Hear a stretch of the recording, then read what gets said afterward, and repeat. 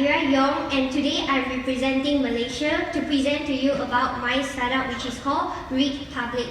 So before I begin, I would like to let all of you know that I'll be very vulnerable and honest with you because I would like to share with you my humble beginning. Okay, as you can see here, I'm the eldest daughter and I have a pair of twin sisters.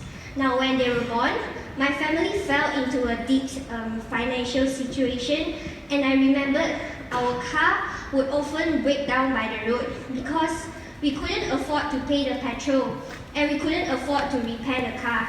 Days were even harder, and I remember my parents they can't do anything and they had no choice but to feed us with instant noodle for every day. And growing up, it always feels like we are on a sinking ship with no lifeboat. However, despite all of this, my mother here, she believes that education is the only way to get out of poverty, and thus she will encourage us to read no matter how poor we are. So back in last year, I wanted to get this book here, which is called Brave New World. I was very curious the price on the internet how would the price be like. So the first thing I did was I went to different online bookstores to compare the price. As you can see here, first online bookstore offered me at 45 ringgit, second bookstore 44 ringgit, third bookstore 18 ringgit 95 cents, and last bookstore it was 13 ringgit 45 cents. As you can see here, for the same book, different online bookstores offer different price, and thus the discrepancy can go up to 150%. I could have wasted 150% or I could have saved 150%. I then went out of the building and started talking to people because I want to understand why are Malaysians not reading. And I found out the key to this problem is P, which is price. The books were too expensive for most of the Malaysians to afford. And as I dig deeper and further into the problem, I found a very disappointing statistic. Now, do you know that on average, a Japanese actually reads 17 books per year? What about Malaysian? A Malaysian only reads 2 books per year, which is very sad, and I want to change this. So I came up with an idea to have a price comparison platform in order for Malaysians to get the cheapest book price available. I then looked for such similar platform in the internet. However, I could not find such platform in Malaysia, let alone Southeast Asia. And thus, I identified this golden opportunity, and I took a leap of faith. So we came out with Read Public, and the name Read Public was given because my partner and I want reading to be made easily accessible by the public. So what is Read Public? Read Public is made up of 3 components. The first, it will be a platform for direct book comparison. Second, a marketplace for people to buy or sell used books. And third, it will serve as a portal for people to be constantly updated about all the book-related events. So this is how Read Public works.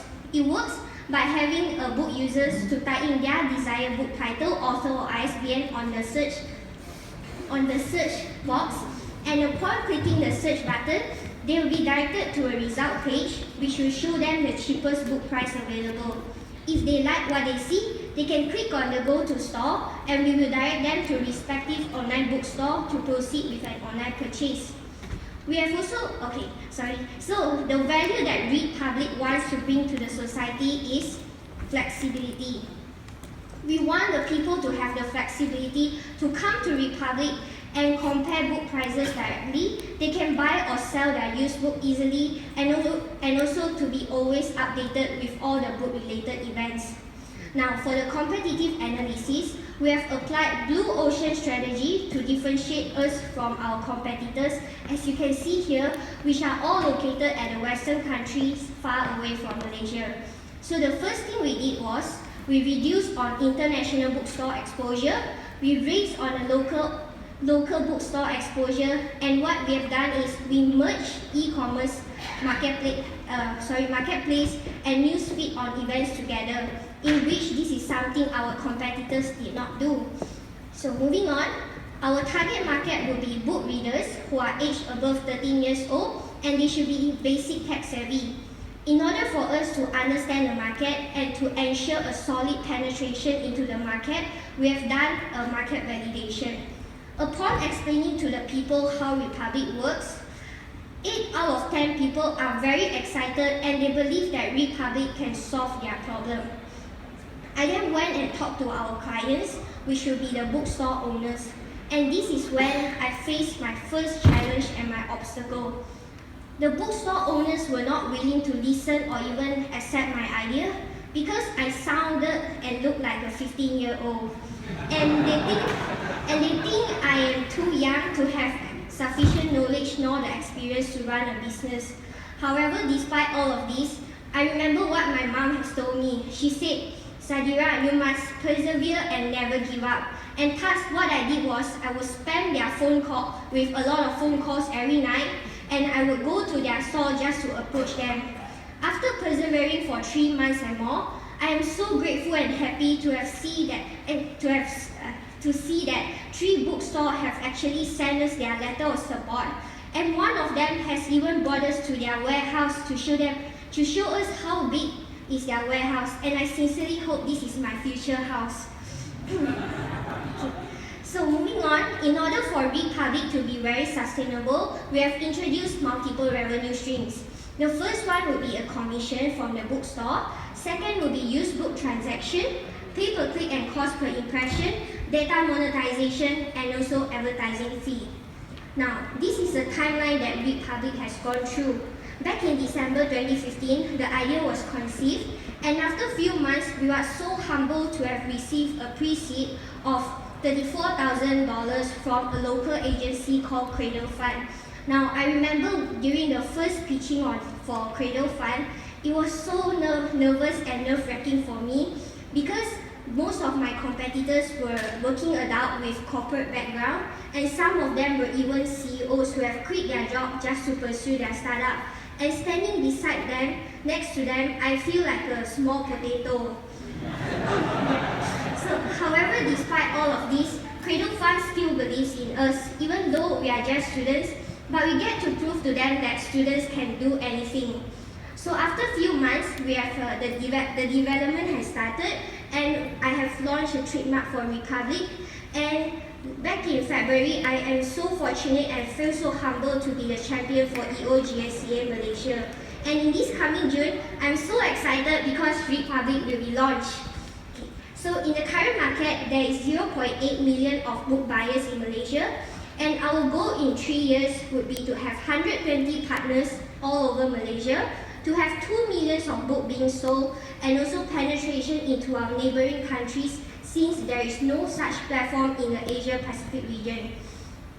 For the future in terms of technology, we will also integrate data from the offline bookstore, introduction of gamification for better user experience, and also to introduce e-books and the audiobooks. Now, what is the vision of Republic? Republic wants to inculcate readership and also to promote reading culture among the Malaysian society. We want Malaysians to start reading again and also to increase the amount of books that they read per year.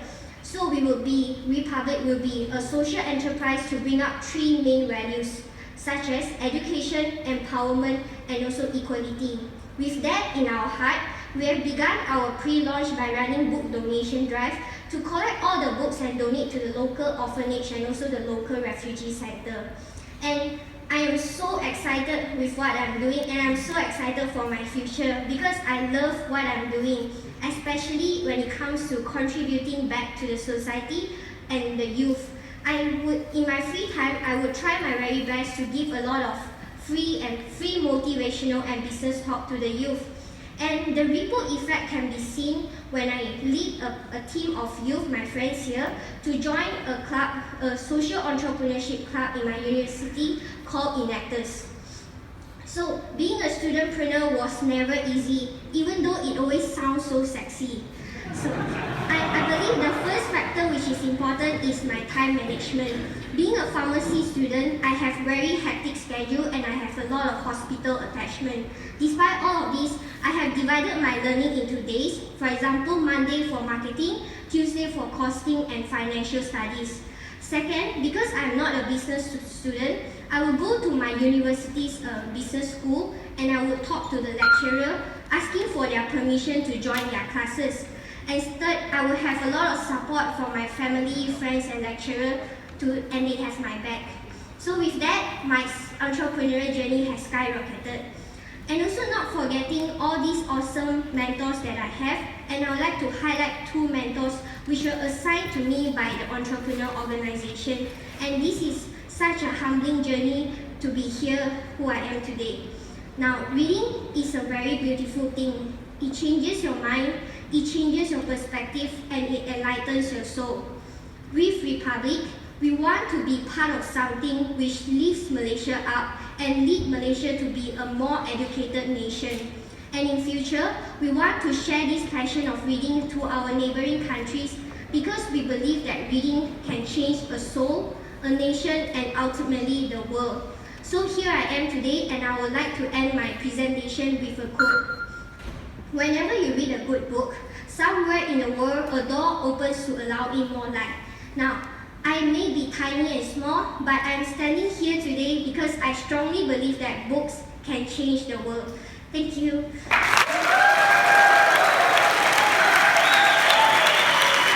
Please raise your hands to dare a call on them. Your 10 minutes for Q&A begins now.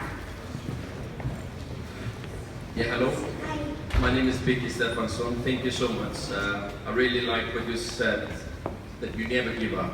I always like that in entrepreneurs, because it's so easy to give up instead to do something else.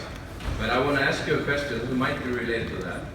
That you are a you're studying pharmaceutical. Yes, true. Have you thought about it to go into business school? Or change your degree? Oh, okay. Actually, Thank you. the reason why I took pharmacy as my university, as my major, is because I do not know why, but since I growing up, I always have this belief that I am here in the world to help people. Actually, my first choice was to be a doctor, but then my family actually discouraged me to pick up doctor. Hence, I went for pharmacy as my major. And in future, even though I'm doing pharmacy, I believe that in future I might merge. I have the possibility to merge pharmaceutical industry with technology, since that is what I'm learning now in terms of the technology side. Yes.